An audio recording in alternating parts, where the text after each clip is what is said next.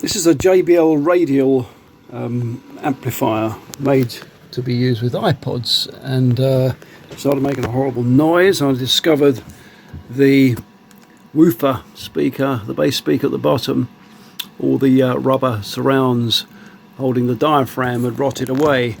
So I've made a new diaphragm, see if it works, just out of foam, and we'll see if it works.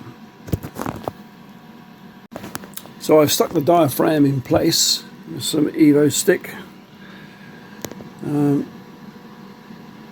It seems to operate like the original diaphragm material, so we'll see when I power it all up and see if it works. Diaphragm stuck in, left for about 4 hours just to make sure the glue's dry. Give it a go.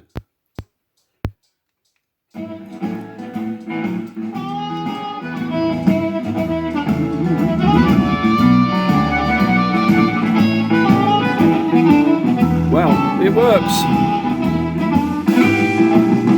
Really good.